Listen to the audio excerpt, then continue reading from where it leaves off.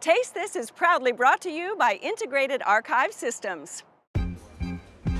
Malty, spicy, bitter, and sour. We're at a place that has nearly 100 beers to choose from, and I'm gonna get tips from a beer evangelist.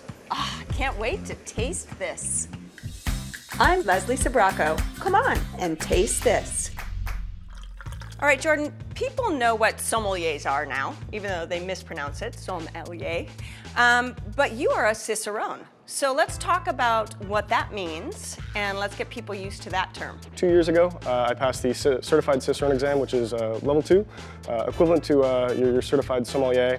Kind of governs a little bit of serving practices, beer brewing knowledge, history, a little bit of chemistry and some science behind things, and just some great keeping practices and serving standards for... All right, so he's the beer man. He is the beer expert. What are the steps to tasting beer and analyzing it? Best glassware is going to be important. You don't want a traditional American shaker pint. You don't want to be tasting things right out of the bottle. You want something that's going to support and enhance the beer's attributes. So best case, I always like to grab a nice Belgian-style tulip. The small lip at the top kind of helps give a pillow or a little bit of a platform for the head on the beer there, okay. Which we know is important. Crucial. Yes. So when you're going, important. Absolutely. When you're going for tasting notes, you want to give it a swirl, kind of revitalize some of those aromatic components. We like to do what's called the drive-by sniff.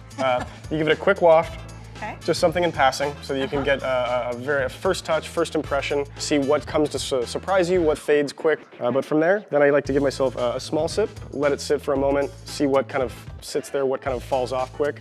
And then from there, a kind of a longer, deeper thought. Analyze the mouthfeel, analyze the finish. This is really where you want to take your time with the sip and consider all the qualities of. And I would say with this beer, and I'm going to have you describe the beer to me, but just, I don't know what this beer is, so with this beer, I get a really, really strong impression of white flowers and white pepper and this beautiful citrus, almost kind of kumquat. Classic Belgian-style wit beer, so brewed with a little bit of orange peel, bitter orange peel, and some coriander. So nice earthy spice. That white pepper's standard for the style. So in this glass, I've got a German-style alt beer.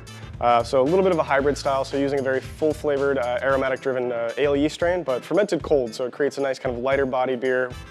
Just a kiss of chocolate, but really, really delicate too in the mouth. This is not a heavy beer. I've noticed on your list, because I have been to the bar a few times, that you have now really separated it out by style. So let's talk about trends for a minute in beer. How do you determine what's going on and what beers to serve? Almost everyone nowadays is familiar with the IPA style. It drives almost 25% of the American beer market. Anywhere you go, you're going to see a lot of IPAs, a lot of hop-forward products where you're really exemplifying those aromatic and bittering compounds.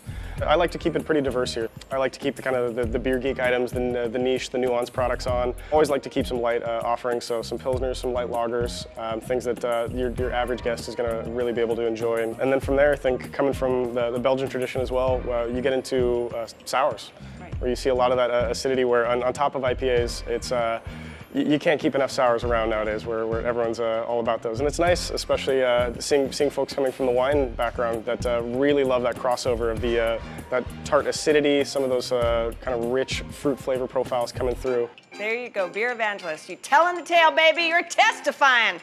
All right, I testify. Here we go. Cheers. To the beer evangelist. Cheers. Support for Taste This comes from Integrated Archive Systems, a data center solutions integrator based in Palo Alto with offices throughout the West Coast. They've been here for 23 years. IAS is deeply committed to its customers and values its engineers. IAS thanks its partner NetApp, an industry leader. IAS is proud to support KQED's local programming like Taste This with me, Leslie Sabraco. Online at iarchive.com. Cheers to Taste This, and congrats to 23 years of IAS. All right, Jordan and I had a shot of Amaro for breakfast, didn't we? Oh, it's the breakfast of champions. With the beer chaser here at Sessions. Cheers.